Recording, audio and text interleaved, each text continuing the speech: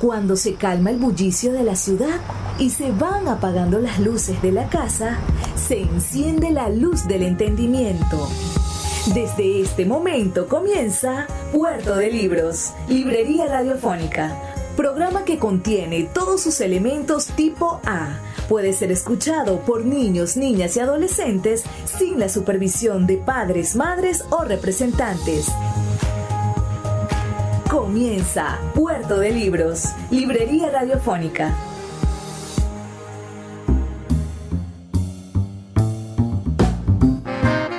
Bienvenidos a Puerto de Libros, Librería Radiofónica. Les habla Luis Peroso Cervantes, quien de lunes a viernes de 9 a 10 de la noche trae para ustedes este programa a través de la señal de la Red Nacional de Emisoras Radio, Fe y Alegría. 21 emisoras a nivel nacional, haciendo que ustedes reciban en sus hogares propuestas de lectura. Este boleto franco, abierto, para que usted pueda navegar en esas embarcaciones de papel que llamamos libros y pueda distraerse o conocer nuevas y maravillosas aventuras, bien sea de la antigüedad como del futuro. Así es, la literatura se convierte en un mecanismo de encuentro con muchísimos de los saberes del hombre, sobre todo de la historia. Hoy en nuestro programa número 165 estaremos leyendo las conclusiones, el último capítulo de un libro fabuloso, un libro titulado Alejandro Magno, de Roger Caratini, una de las biografías más espectaculares, excelsas, del gran conquistador macedónico, este hombre que rompió los récords de acciones bélicas y de conquista en el momento en el que emprendió sus cruzadas. Si estás en sintonía, puedes enviarnos un mensaje de texto al 0424-672-3597 o a nuestras redes sociales @librería radio en Twitter y en Instagram 0424-672-3597 o @librería radio en Twitter y en Instagram. Antes de comenzar, me gustaría que compartiéramos los mensajes que tienen para nosotros nuestros anunciantes, esas personas que hacen posible que Puerto de Libros, Librería Radiofónica, llegue a sus hogares de lunes a viernes de 9 a 10 de la noche por la señal de la Red Nacional de Emisoras Radio, Fe y Alegría. Sultana del Lago Editores es una empresa zuliana de servicios editoriales. Nuestro catálogo tiene más de 100 títulos de autores nacionales e internacionales. Además, somos la única editorial que presta servicios de impresión bajo demanda en Maracaibo. No necesitas invertir en grandes tirajes. Tus lectores pedirán tu libro, nosotros lo imprimiremos y tú obtendrás regalías. Por ello, también editamos internacionalmente en Amazon y Google Play Books. Conoce más en nuestra nueva página web www.sultanadelago.com o siguiéndonos en Instagram como @sultanadelago. Quiero hablarte de la mejor aplicación para creadores de podcast. Sí, me refiero a Anchor. Te ofrece un servicio completamente gratuito para subir tus archivos y distribuirlos globalmente. Puedes hacerlo desde tu teléfono o computadora y sin duda podrás obtener una fuente de ingresos pasivos para mejorar tu economía. Descarga la aplicación gratuita Anchor o ve a anchor.fm para comenzar.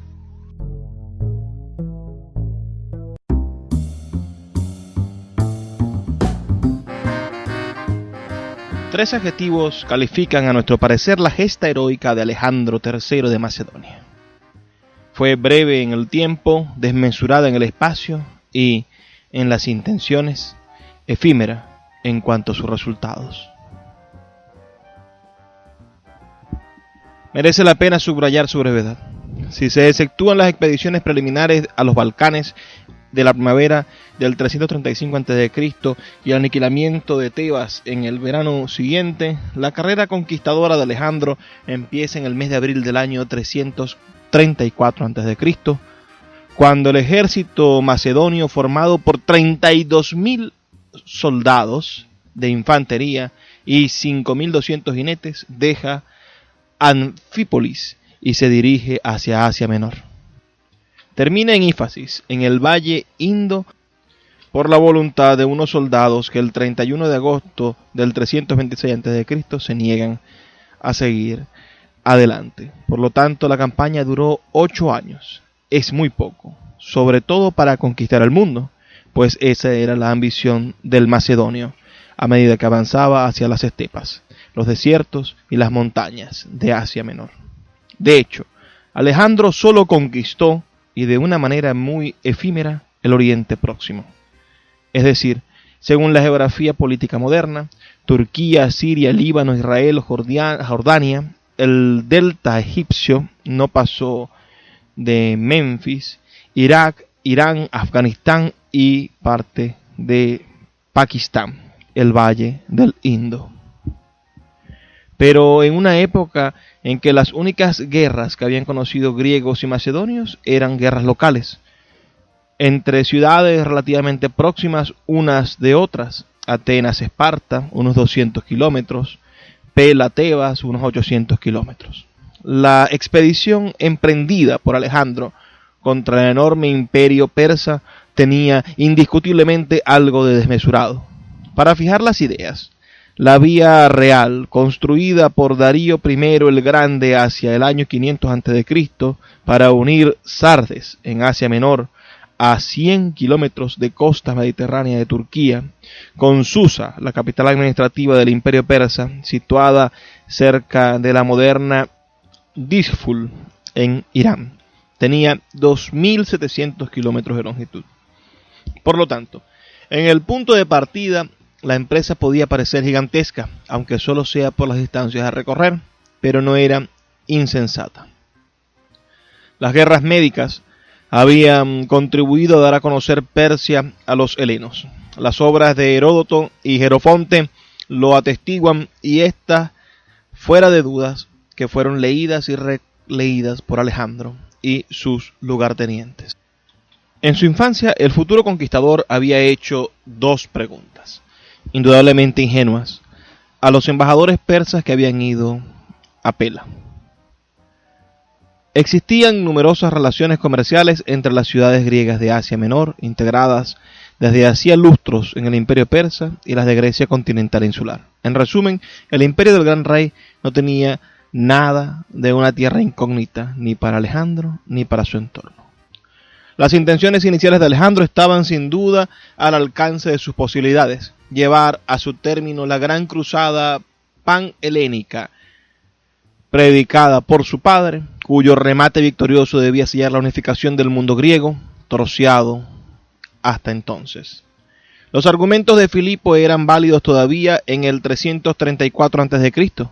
Se trataba de eliminar el peligro militar persa, de devolver a las ciudades griegas de Asia Menor, persificadas desde hacía casi 2 siglos, al seno helénico, de consolidar la seguridad de la navegación en el mar Egeo, condición fundamental de prosperidad económica, y Alejandro lo asumió.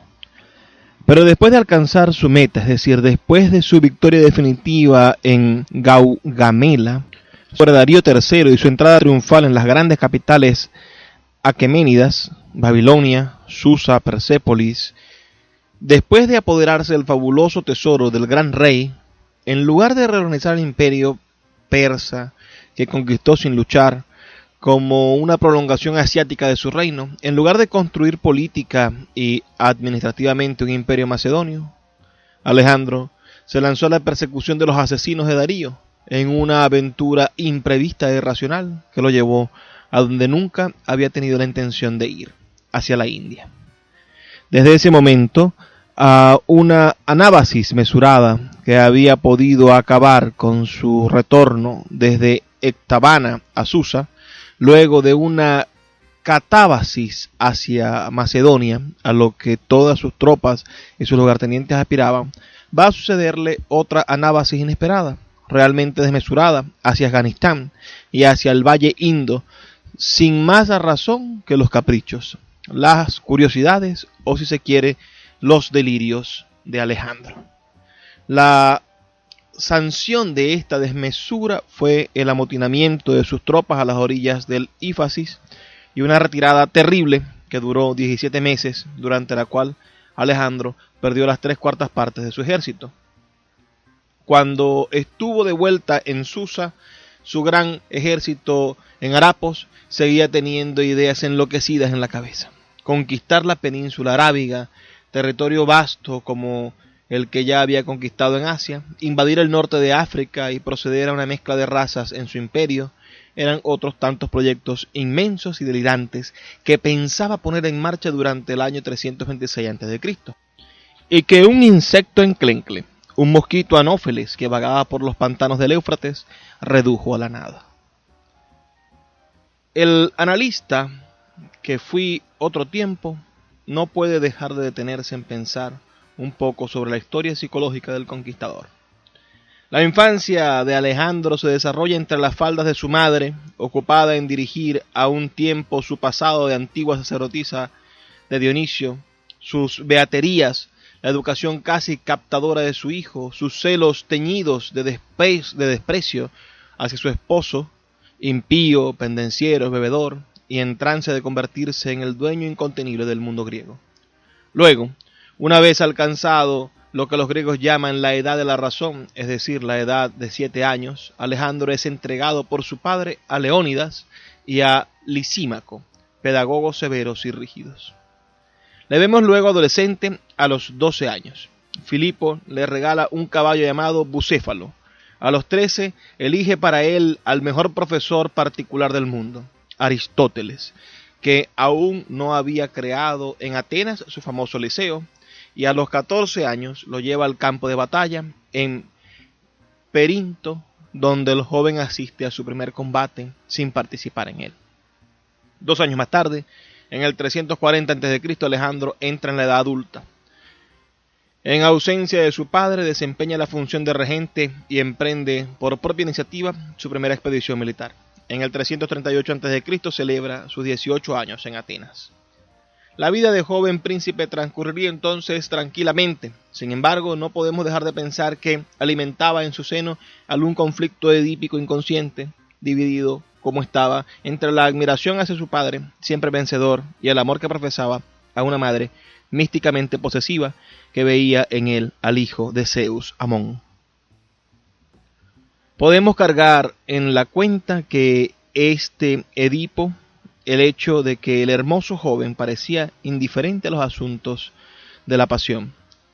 Su padre había observado con amargura el escaso interés de su hijo hacia las mujeres, en cuanto su madre, para espabilarlo, había mandado a venir de Tesalia a una prostituta experta, una tal Calixena, que había llegado a instalarse en la corte de Pela, pero todo había sido en vano. Sin embargo, en el 337 a.C., con ocasión de las bodas de Filipo con Cleopatra, la sobrina de Átalo, el Edipo de Alejandro explotó. Ningún analista habría podido soñar una escena tan traumatizante.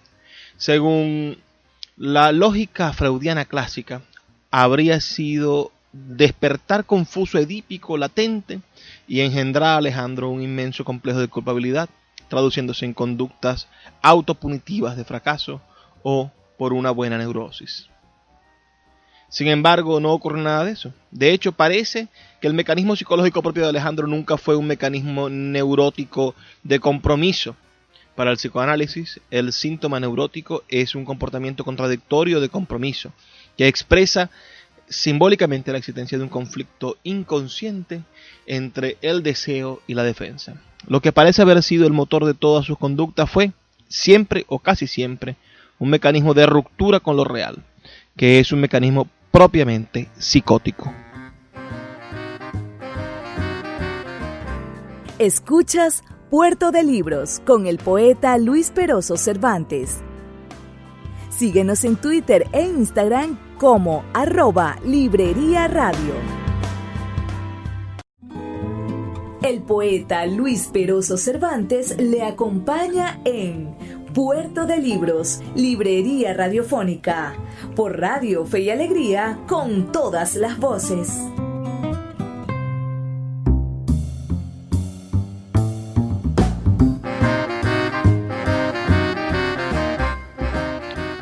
Seguimos con la lectura de Alejandro Magno, de Roger Caratini, esta biografía maravillosa del gran conquistador de la antigüedad. Él en la sección anterior planteaba Caratini el hecho de que Alejandro Magno tenía una conducta psicótica. Vamos a continuar a partir de allí. Pueden darse 1000 ejemplos. Unos anodinos son los rasgos de carácter, sin más. Otros dramáticos son graves, crisis psicóticas, puntuales, tras las que se restablece el curso psicológico normal del sujeto. El primer ejemplo de esta clase nos viene de Demóstenes y se remonta al año 341 a.C. El orador hace un juicio severo sobre el pequeño Alejandro, que entonces tenía 9 años.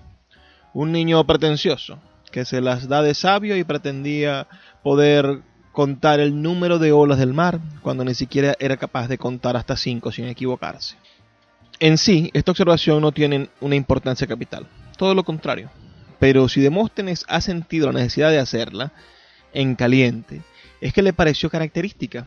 Aquel niño de 9 años que quiere contar las olas del mar rechaza de entrada que haya algo imposible, borra la realidad y solo deja hablar a su deseo. Segundo ejemplo, se remonta al 344 a.C. Alejandro tiene 12 años. Este capítulo está relacionado con Bucéfalo. Un tesalio presenta el caballo a Filipo, a quien trata de vendérselo muy caro, pero el animal parece repropio, se encabrita y nadie se atreve a montarlo, salvo Alejandro, que, también en este caso, borra lo real, el peligro y doma a la bestia. Se dirá que todo esto es pura frivolidad y que no es necesario recurrir a una explicación psiquiátrica para dar cuenta de la impetuosidad o del desprecio del peligro en un joven, por otra parte muy dotado. Lo admito.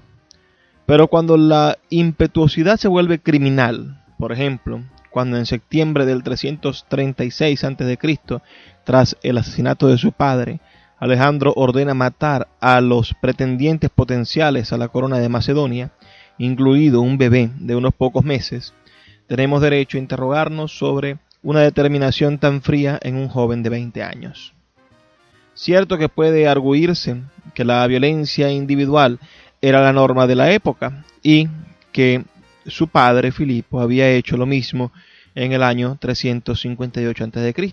Pero, ¿qué decir de la violencia colectiva de que dan prueba el joven Alejandro respecto a Tebas a finales del verano del 335 a.C., cuando arrasa la prestigiosa ciudad de Beocia y vende a sus ciudadanos en el mercado de esclavos?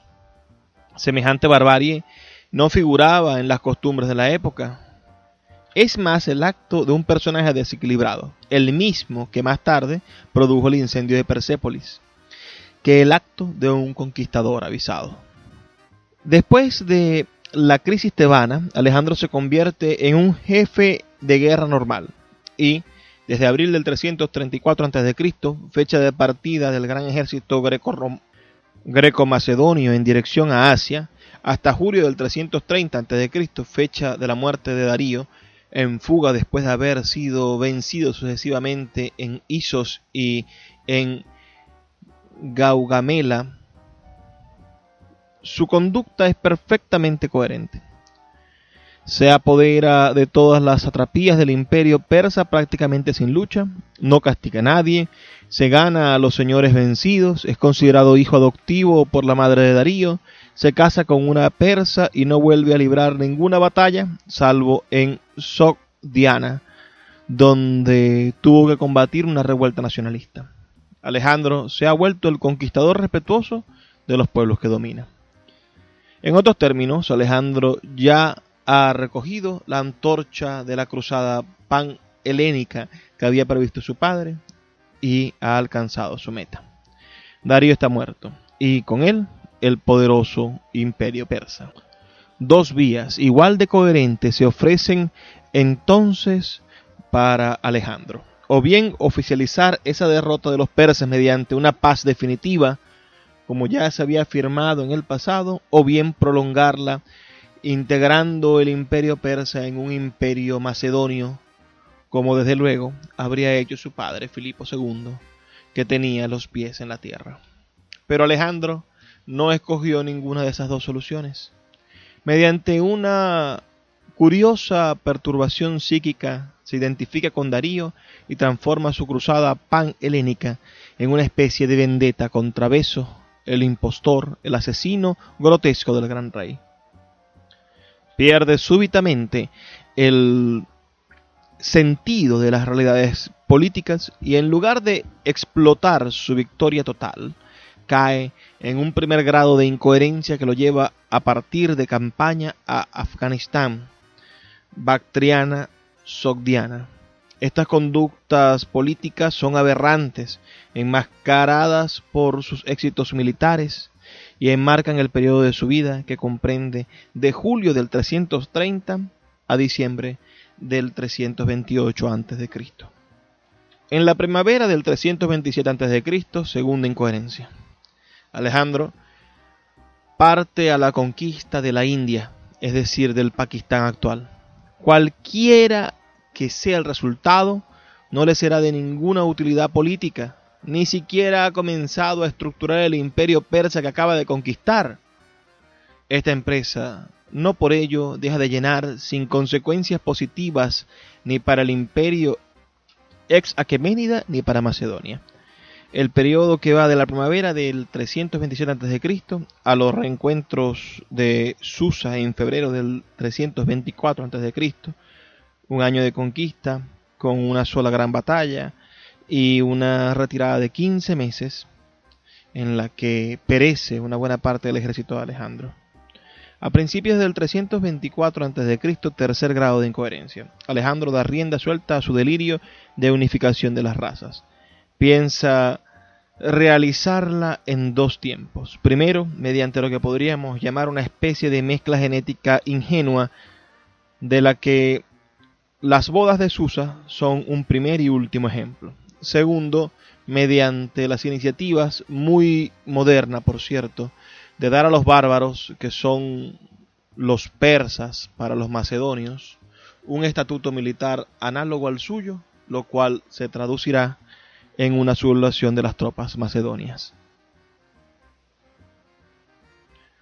Por lo que se refiere a los signos reveladores del temperamento psicótico de Alejandro, cuando lo real no se conforma con sus pulsaciones, no pacta, rompe con lo real y la ruptura es tanto más espectacular cuanto que las pulsiones son más potentes. Cada ruptura grave con la realidad va a engendrar una crisis. Tebas y los tebanos fueron las víctimas de la primera.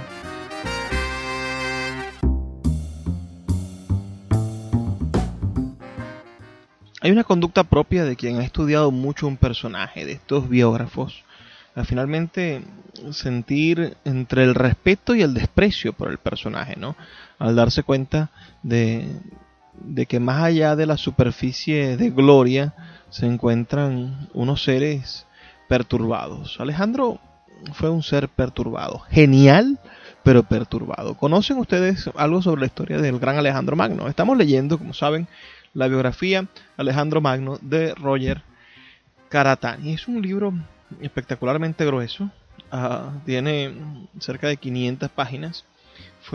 Tenemos en nuestra mano la edición de Círculo de Lectores, pero es delicioso, de verdad, cómo el tipo explora de manera genial toda la condición humana de Alejandro, cómo explora la psicología también de la sociedad griega de ese momento y de esa Macedonia que se rebelaba ante la Grecia que se creía el centro del mundo, y de repente una pequeña provincia como Macedonia logra subyugarla y darle sentido imperial a las ciudades libres de Grecia.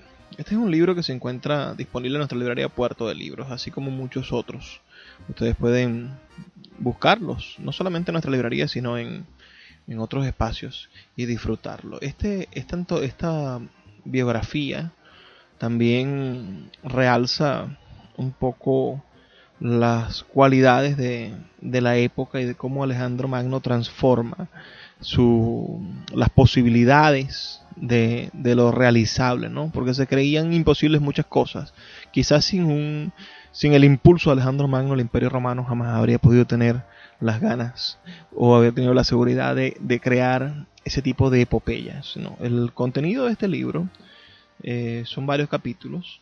El primer capítulo, Macedonia, de la leyenda a la historia. El segundo capítulo, hijo de Zeus Amón, que es como le conocía a su mamá, la mamá de Alejandro. El padre rival, el tercer capítulo. El cuarto, el rey ha muerto, viva el rey. El quinto, buena sangre no puede mentir. Allí se narran los inicios del reinado de Alejandro. La conquista de Asia Menor es el sexto capítulo. El séptimo, el paladín de los nuevos tiempos, donde se narra, bueno, la historia del nudo gordiano, que es aquel nudo que nadie podía desamarrar. Llegó Alejandro a la ciudad y cuando se le puso a prueba su sabiduría, agarró la espada y lo cortó. El capítulo 8, Isos a Gaza. El capítulo 9, Egipto, donde se narra, bueno, la ocupación de Egipto y la fundación de la ciudad de Alejandría. El 10º capítulo, Tiro a Susa, la cabalgada fantástica, donde se habla de la conquista de Mesopotamia y la conquista de Babilonia y Susiana. Y el 11º capítulo, la conquista de los países persas y la muerte de Darío, narra la definición de esta conquista. El capítulo 12 será la locura de Alejandro. El 13, la guerra en Afganistán. El 14, el sueño indio. El 15, final del camino. El 16, el gran retorno. El 17, encuentro de Susa. Y el 18, salud al artista. Aquí entonces nos encontramos nosotros leyendo la última parte de este libro, las conclusiones de Roger Caratini en su libro Alejandro. Vamos a hacer una pequeña pausa de 2 minutos y ya volvemos con más de Puerto de Libros, Librería Radiofónica. Escuchas Puerto de Libros con el poeta Luis Peroso Cervantes. Síguenos en Twitter e Instagram como @Librería Radio. El poeta Luis Peroso Cervantes le acompaña en Puerto de Libros, Librería Radiofónica, por Radio Fe y Alegría, con todas las voces.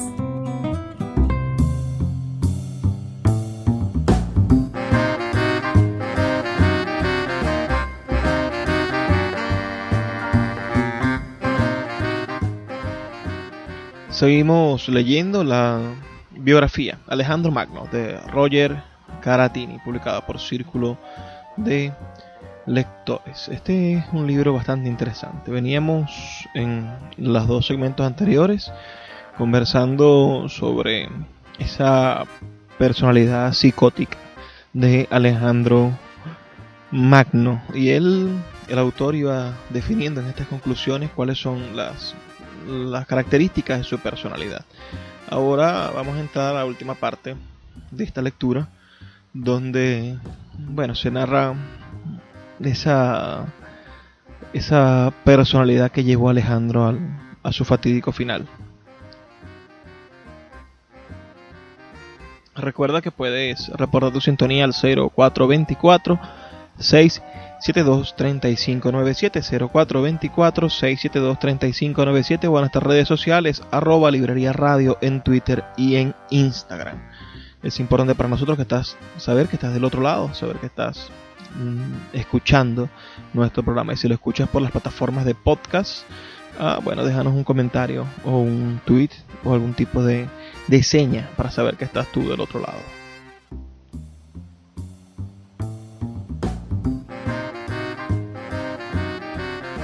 Resumamos. La epopeya de Alejandro duró 8 años, de abril del 334 a.C. al 31 de agosto del 326 a.C. Durante los 4 primeros años de su conquista, los planes, la conducta y los comportamientos del personaje son sin duda los de un gran conquistador, lógico consigo mismo, metódico e impetuoso a la vez, que posee un sentido innato de la estrategia guerrera, es decir, de la organización y la utilización de sus fuerzas en función del espacio y el tiempo. no es el hombre de los golpes de mano afortunados o las batallas ganadas como se gana una apuesta, y no las emprende sino tras una larga preparación. Isos y Gaugamela lo demuestran, y lo menos que puede decirse es que tiene sentido de la guerra de movimiento. Su meta, aniquilar el poderío persa, se alcanza progresiva y metódicamente. En el año 330 a.C., cuando alcanza a Darío, que huye por los desiertos de Bactriana, por otro lado, se demuestra como un conquistador realista, generoso, y no modifica para nada el régimen administrativo de los aqueménidas, convertidos ahora con frecuencia en autoridades locales. Para muchos persas, Alejandro aparece como lo que podría llamarse un conquistador civilizador, y no un conquistador destructor. A mediados del mes de julio del 330 a.C., el joven conquistador sufre un choque psicológico considerable. Tiene enfrente el cadáver todavía caliente de Darío, al que acaba de asesinar el sátrapa Beso, que a su vez ha huido. Los autores antiguos nos dicen que lloró estrechando la cabeza ensangrentada de Darío contra su pecho y murmurando: «Yo no quería esto». La anécdota es bastante plausible. Desde Isos, Alejandro había cobrado gran cariño por la madre del gran rey, Sisigambis, que lo acompañaba en sus desplazamientos por el corazón del imperio persa, y él se consideraba su hijo adoptivo. La muerte de Darío debió ser sentida por el conquistador no con la desesperación de un enemigo, sino como la pérdida de un hermano de armas, y le conmovió profundamente. En el lenguaje de la psicología moderna, una emoción de esta clase está considerada como un trauma inicial, que puede ser generador bien de una conducta neurótica, bien de una conducta psicótica. No obstante, una neurosis nunca nace de una vez, bruscamente. Resulta de la acumulación inconsciente de afectos negativos. Se instala progresivamente en el inconsciente del sujeto y se manifiesta de manera gradual. En cambio, la psicosis aparece brutalmente, en lo que en otro tiempo se llamaba una crisis de locura, tras la que el psicotizado rompe con lo real. Es un poco lo que ocurrió cuando Alejandro tuvo el cadáver de Darío entre sus brazos. El hombre era insaciable, cierto, como todos los conquistadores que continuamente desean ir más lejos. Y se ha hablado con razón de su sed, potos en griego, de conquista, de grandezas y de saberes, etc. Mientras que en un sediento de poder como César, por ejemplo, ese potos queda templado por la justa apreciación de las realidades, en Alejandro se ve alimentado en cambio por su pérdida de sentimiento de lo real. Va a tomarse por un aqueménida, a vestirse al modo persa, a obligar a griegos y macedonios que le rodean a posternarse ante él a la manera oriental, rito de prosquinesis, y a convertirse y convencerse de que está predestinado a ser el amo del mundo. Desde luego, Alejandro no es un psicotizado, no es un esquizofrénico ni un paranoico, en el modo clínico del término, pero podemos hablar respecto a él como un temperamento psicoide. Recibe lo real como lo desea y no como es, y se encierra en un sueño como el esquizofrénico se abstrae de la realidad.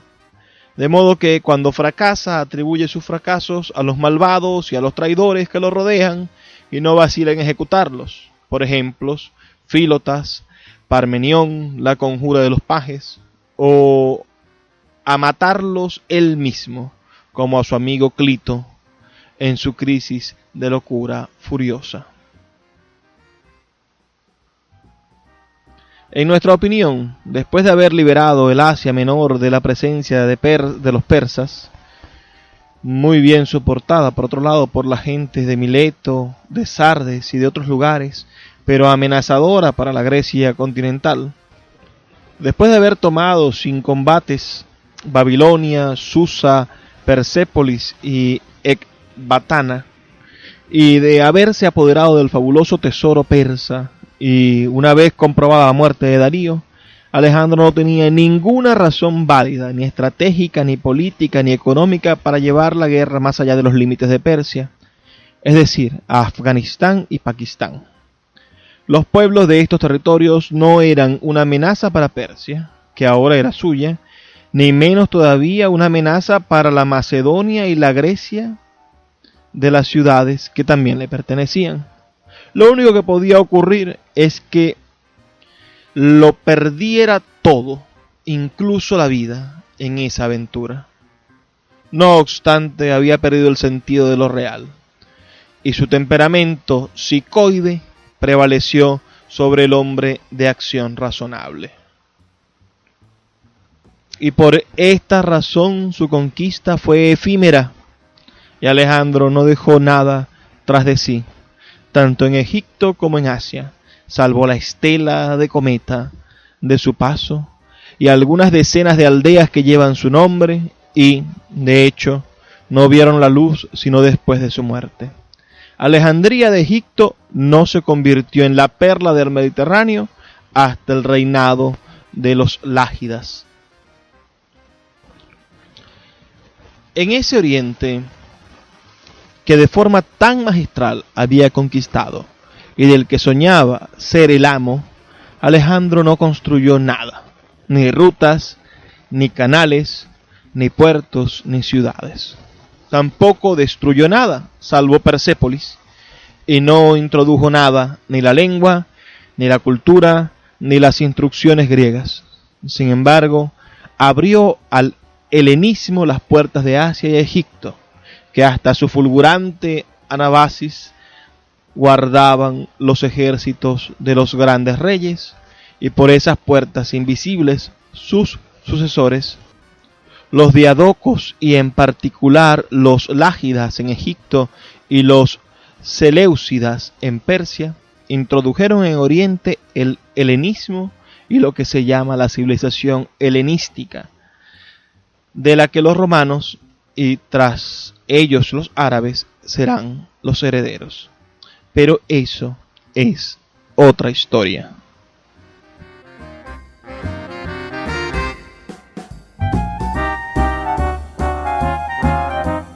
Alejandro Magno es uno de los conquistadores más grandes de todos los tiempos. Ni siquiera Napoleón fue capaz de superar sus proezas militares, que se han convertido en leyenda y mantienen vivo su nombre siglos después de su muerte. Pero para contar su historia hay que regresar mucho tiempo atrás. Alejandro nació en el 356 a.C., en Macedonia, actualmente Pella, una provincia al norte de Grecia. Su padre fue Filipo, uno de los guerreros y militares más grandes de su tiempo, conquistador y fundador del reino de Macedonia. Su madre, Olimpia, se dedicó al culto de Dionisios, ya sabéis, el dios del vino y el éxtasis. El futuro de Alejandro parecía el mismo que el de cualquier príncipe, pero no lo fue. Su madre solía contarle que su verdadero padre era Zeus, el rey de los dioses, que la había fecundado transformado en serpiente. Eso significaba que aquel pequeño era un semidios. Las historias de su madre nunca fueron confirmadas, pero lograron que Filipo y Alejandro se convirtieran en rivales. La educación del príncipe estuvo a cargo de Aristóteles, uno de los filósofos más importantes de Grecia, que le habló sobre la guerra de Troya y Aquiles, otro semidios que logró hazañas increíbles de las que los griegos seguían hablando. Alejandro se propuso superar a Aquiles, pero Filipo tenía otros planes y exilió a su hijo. Alejandro volvió a Macedonia poco tiempo antes de que Filipo fuera asesinado por un miembro de su guardia personal, y a los 20 años ya era líder de uno de los ejércitos más poderosos de Grecia, que, gracias a su ambición de poder y gloria, motivó para conquistar Persia, aquel imperio que su padre jamás pudo vencer. Así comenzó un viaje de 11 años para Alejandro y su ejército de 30.000 hombres, con los que superó todo tipo de obstáculos y logró lo que ningún otro militar. Conquistó alrededor de 5 millones de kilómetros desde Grecia hasta Afganistán. Fue nombrado señor de Asia y faraón de Egipto. El éxito de Alejandro se debió en gran medida a su determinación, valentía, audacia y un carisma que mantenía motivados a sus hombres, además de sus técnicas brutales temidas por cualquiera que se atreviera a enfrentarlo. Pero con el tiempo, el ego y la soberbia se adueñaron de Alejandro, Se convirtió en un tirano que mataba a cualquiera que estuviera en desacuerdo con él, incluso a sus propios soldados. Después de 8 años, sus tropas se negaron a avanzar más, y con menos hombres, regresó a Persia por el desierto del Sáhara, aunque eso le costara otra parte de su ejército. Después de una de sus campañas más desastrosas, Alejandro se instaló en Babilonia y murió a los 32 años de causas todavía desconocidas, principalmente porque el cuerpo del gran conquistador se perdió entre saqueos, guerras y desastres naturales. Hasta la fecha, los arqueólogos e historiadores siguen buscando sus restos. Alejandro Magno unió mundos, mezcló el Oriente con el Occidente, inspiró a otros militares y estrategas como Julio César, Aníbal, Napoleón y George Washington, y finalmente logró lo que tanto deseaba, la inmortalidad. Escuchas Puerto de Libros con el poeta Luis Peroso Cervantes. Síguenos en Twitter e Instagram como @Librería Radio.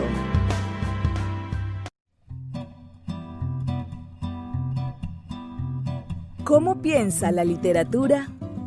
Piensa mejor, lee un libro. Puerto de Libros, librería radiofónica por Radio Fe y Alegría, con todas las voces.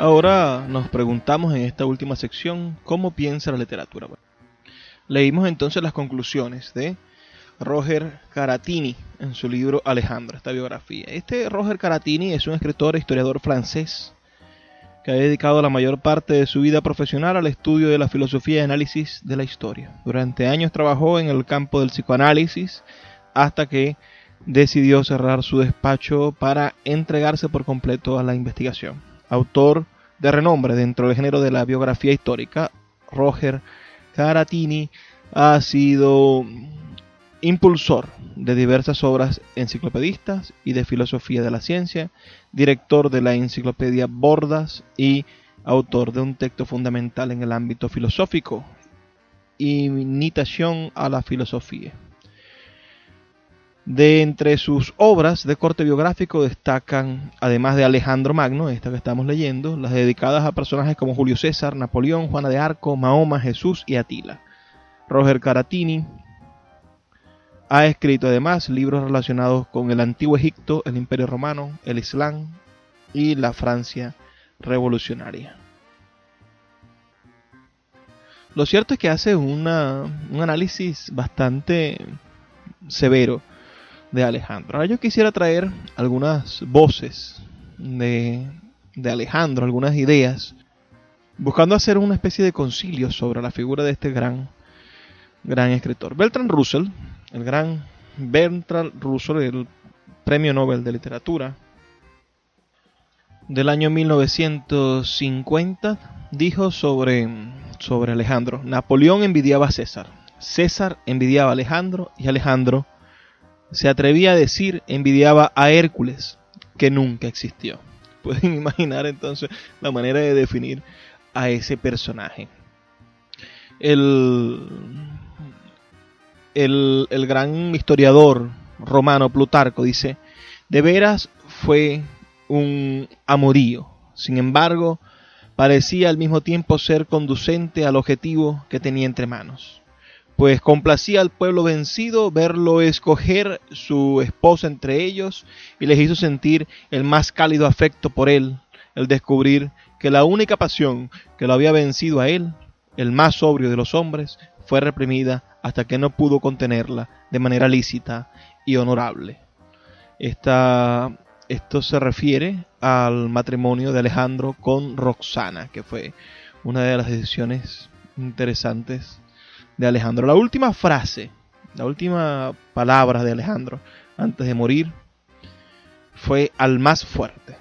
Cuando le preguntaban a quién le dejaría la corona, ¿no? Fue su última frase en agonía, mientras sus generales le suplicaban le dijese a quién dejaría administrando su vasto imperio. Se debate mucho lo que Alejandro respondió. Algunos creen que dijo Crateroi al más fuerte, y otros que dijo Crateroi a Cratero. Esta controversia se debe a que la pronunciación griega del más fuerte y Cratero difieren solo por la posición de la sílaba acentuada. En cambio, el propio Alejandro tiene tiene algunas frases interesantes que lo han hecho, que lo han inmortalizado. Imagínense esta que le respondió a Aristóteles cuando éste le sugirió que esperase a tener una edad, pues solo con 16 años no podía comandar una batalla. Dijo Alejandro: si espero, perderé la energía de la juventud. También cuando se enfrentó a su padre, esto lo recoge Plutarco, cuando se enfrentó a su padre en medio de la boda, la última boda que tuvo su padre, dijo: amigos, ahí tenéis al hombre que se disponía a pasar de Europa al Asia. Pasando de un lecho a otro, ha acabado por los suelos. Esto se refiere, bueno, a la borrachera que cargaba su padre. Filipo era un gran bebedor, ¿no? Y él se sintió bastante afectado en el momento en el que su padre contrajo nuevas nupcias y tenía como promesa tener un nuevo heredero para destronarlo. Quienes vimos la película de Alejandro, las más recientes, encontraremos algunas cosas brillantes de esto y inmiscuidas en esa película, muy, muy, muy bien hecha. Refiriéndose a su caballo Bucéfalo, que es otro de los caballos más importantes de la historia, dice: qué excelente caballo pierden por falta de destreza y de nuedo para manejarlo. Esto se refiere, bueno, a la historia de este bucéfalo que él logró dominar cuando nadie podía. La otra frase interesante es esta: no robaré mi victoria, que fue la respuesta a sus tropas cuando le aconsejaban atacar en la noche a las inmensas tropas de Darío en la batalla de Gaugamela. Otra frase interesante dice: si no fuese Alejandro, quisiera ser Diógenes.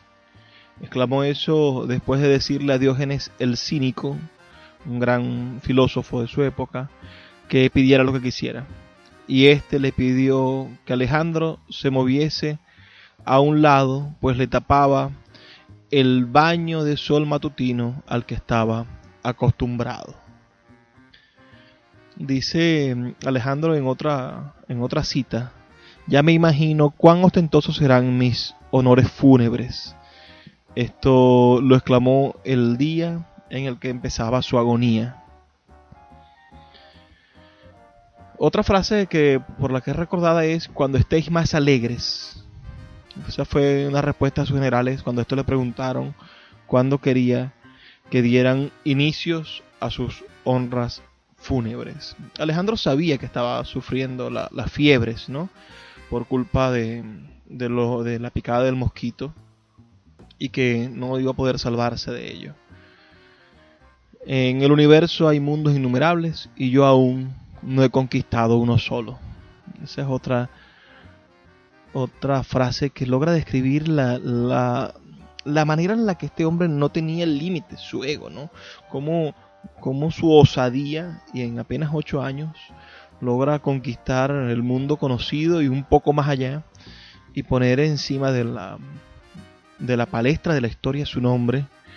Claro, y es lo que plantea el autor de la biografía que acabamos de leer, ¿no? Pareciese que fuese un talento sin probidad, que fuese un rebelde sin causa, y nos encontramos con un Alejandro que tuvo la oportunidad de no solamente de civilizar todas esas regiones, sino de crear un imperio griego macedónico gigantesco, y al final fue víctima de sus psicopatías, ¿no? Lo ven como eso, como de repente con destellos psicopáticos, lamentablemente. ¿Qué opinan ustedes? ¿Qué opinan de esa figura del gran Alejandro Magno? Y si creen ustedes que en algún momento un contemporáneo podrá parecerse a él. Napoleón Bonaparte dijo de Alejandro Magno lo siguiente: Alejandro, César, Carlomagno y yo fundamos imperios, pero ¿sobre qué cimentamos las creaciones de nuestro genio? Sobre la fuerza. Solo Jesucristo fundó su reino sobre el amor, y hoy día millones de hombres morirían por él. interesantísimo también esa opinión de Bonaparte, y donde incluye a Alejandro y habla sobre lo efímero, ¿no?, que pueden ser las construcciones de estos grandes hombres, gigantescos hombres de nuestra historia, que al final quedan reducidos a un capítulo, a un pequeño capítulo de la historia, por haberlo hecho a través de la fuerza, ¿no?, por haberse intentado robar el mundo. Se lo robaron por breves momentos, pero la vida se extingue. Díganme sus opiniones al 0424-672-3597, 0424-672-3597. Y plantéenme si quieren que vuelva a tratar algunas biografías. Anteriormente, en nuestros programas anteriores, pueden buscarlos en nuestra página web. Tratamos las conclusiones de la biografía de Alexander Fleming, también un personaje controvertido.